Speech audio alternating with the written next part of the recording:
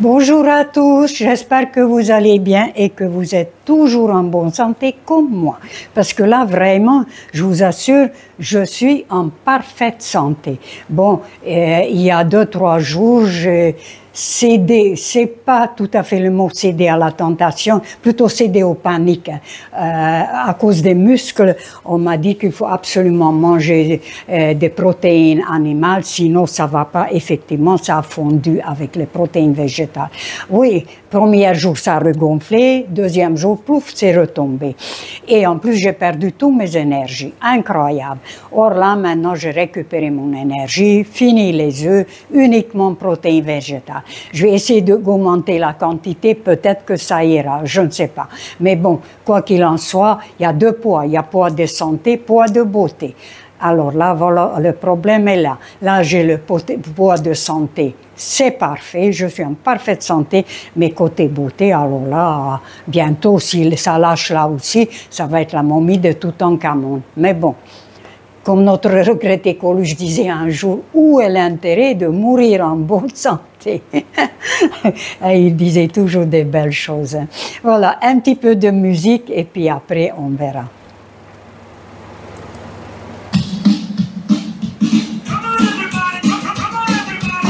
Je ne sais pas du tout danser. J'arrivais à 80 ans sans apprendre à danser.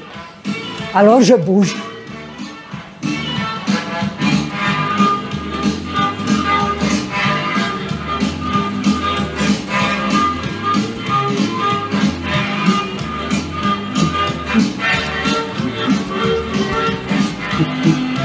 Ça, je sais sautiller.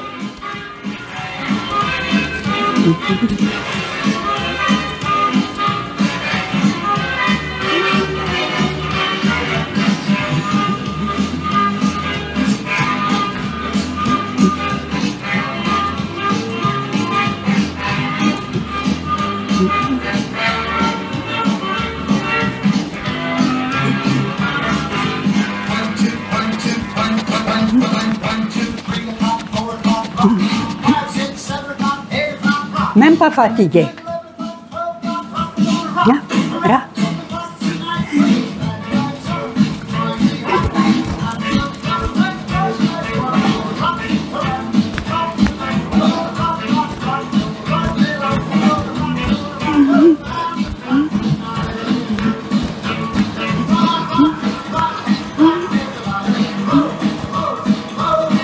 C'est pas très esthétique.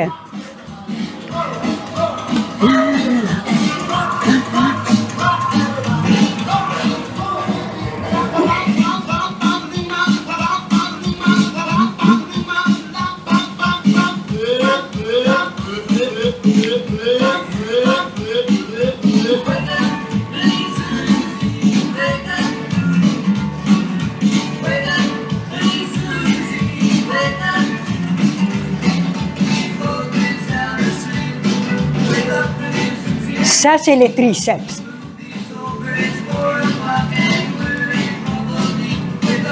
C'est dommage que je ne sais pas danser parce que c'est tellement entraînant, mais...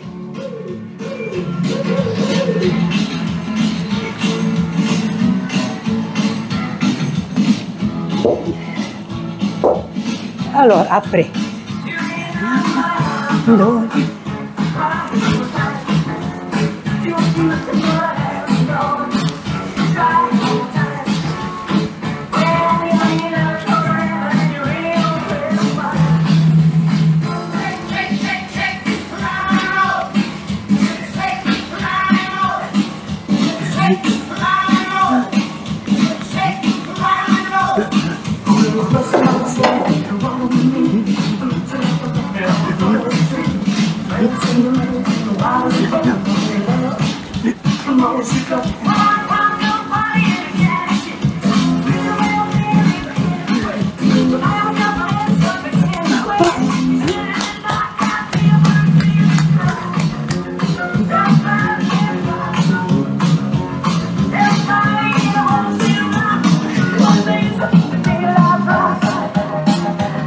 Ah, c'est super, hein? Voilà. Alors, un petit peu, je fais ça. essayer de maintenir encore les cuisses en état, mais je vois déjà, il y a des premiers signes d'effondrement de muscles. Alors là, ça va pas être joli. Voilà.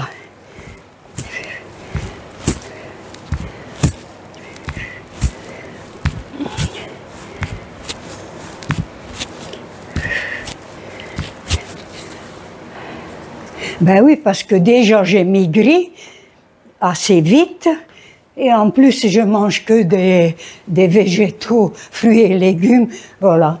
Alors, oui, lorsque je regarde en Inde, en Thaïlande, en Asie, partout, ces personnes âgées, très âgées, 100, 120, 130 ans, ils sont tout ratatinés de partout.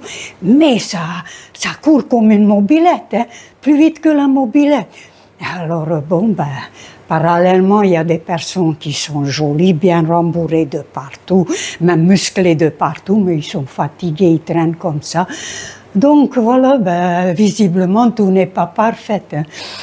Alors, un petit peu, bien sûr, je fais toujours.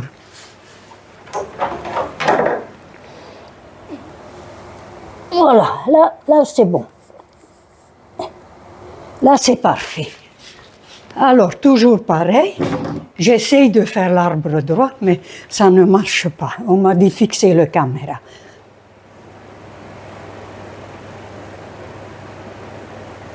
Voilà.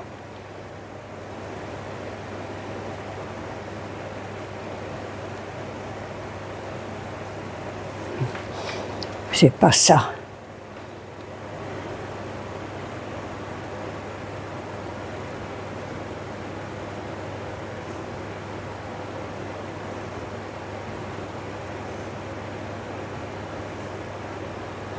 C'est vrai que c'est déjà mieux lorsqu'on fixe. Oui, après je fais des tas de petites bricoles, par exemple, et je fais, voilà, encore, toujours pareil, minimum d'effort, maximum de résultats.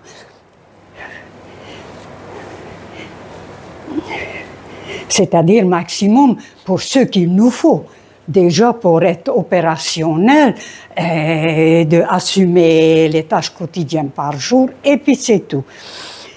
Et puis pour le reste, je m'aperçois autour de moi, je parle un petit peu, et beaucoup de femmes, même de très très jeunes femmes, sont touchées par les problèmes de prolapsus, les descentes d'organes.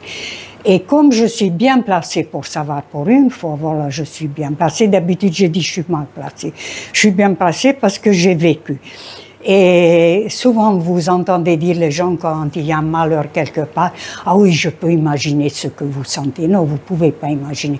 Tant que vous n'avez pas vécu quelque chose, vous ne pouvez pas. Moi, je le sais, parce que j'ai vécu.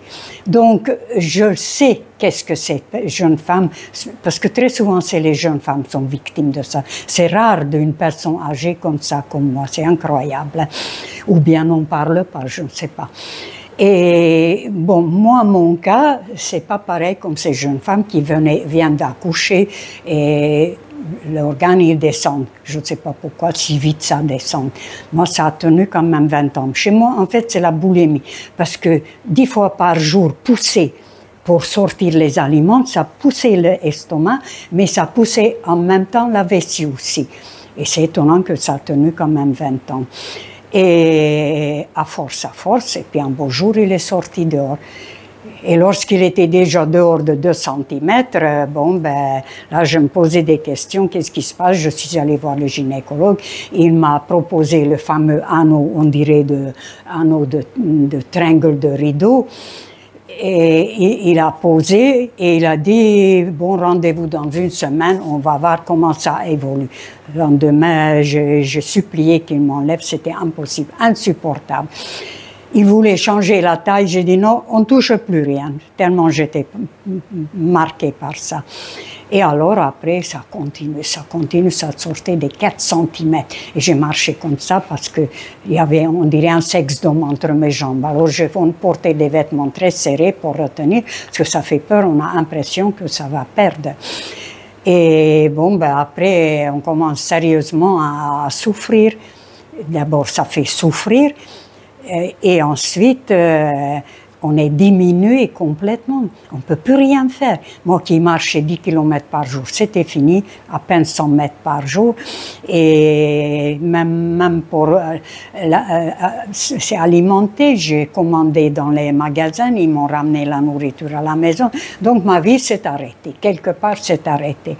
Alors je commençais sérieusement de me renseigner pour l'opération, parce qu'on m'a dit, si ce n'est pas l'anneau qui est à l'intérieur, il y a l'opération. Mais lorsque je regardais les témoignages, mon Dieu, catastrophe, c'est incroyable. Certaines personnes, ils se sont fait même opérer 2 fois. La première fois, ça ne marchait pas, ça fait toujours très très mal. Il y a plusieurs options, mais aucune option qui est très très bien. Et après, ils se font réopérer. Et entre-temps, vous imaginez les souffrances. Et à la maison, avec les enfants, le mari, les animaux et les ménages, c'est insupportable.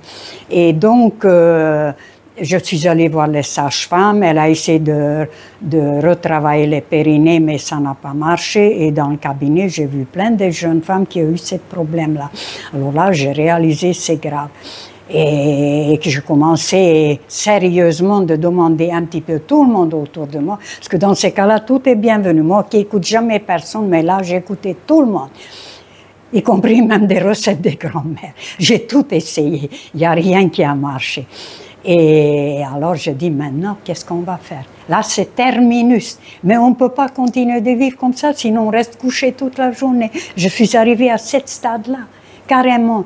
Donc, je me dis, bon, mais avant l'opération, je vais me renseigner. Je vais aller sur Forum et je tombe sur un témoignage d'une jeune femme qui témoigne qu'elle a subi la même chose que moi. Le anneau, ça lui a fait mal, elle a enlevé, et puis elle a trouvé une petite cube qu'elle a mis à l'intérieur elle-même, et tout va très bien. La différence que l'anneau, on pose et ça reste 7-8 mois à l'intérieur, on ne touche pas, alors que le cube, il faut enlever tous les soirs pour nettoyer. Bon, mais c'est déjà un confort incroyable. Déjà, je commençais à marcher et sortir. Tout allait très bien. Et après, je me dis, pourquoi l'anneau, on peut laisser dedans et pourquoi pas le cube? Alors, depuis un mois, je vais dedans. Je sais rien. Si je parle pas, je sais même pas si j'ai quelque chose à l'intérieur. Et donc, je voulais témoigner pour toutes ces personnes qui ont ce problème, de ne pas sauter tout de suite sur l'opération, de bien se renseigner. Parce que, je vous assure, moi, c'était le plus grave. On ne peut pas aller plus loin. Ça, normalement, ça s'arrête là. Les ligaments, ils retiennent. À 4-5 cm, ça s'arrête. Donc, j'étais au dernier stade. Et malgré ça, regardez aujourd'hui, qu'est-ce que je suis capable de faire. Je marche mes 10 km par jour, je travaille, je bouge, je fais de tout. Et comme si je n'ai aucun problème, comme si je n'ai jamais eu ce problème. Maintenant, je parle, c'est pour ça que je sais que j'ai ce problème, sinon rien. Alors c'est pour ça que je voulais absolument témoigner pour apporter un petit peu d'espoir à toutes ces personnes, parce que je le sais que c'est quelque chose, c'est pire que la mort. Je peux dire ça, parce que pire que n'importe quel handicap. Parce que vous sentez que vous êtes capable, vous avez tout, et là, vous savez pas quoi faire. Il y a rien à faire.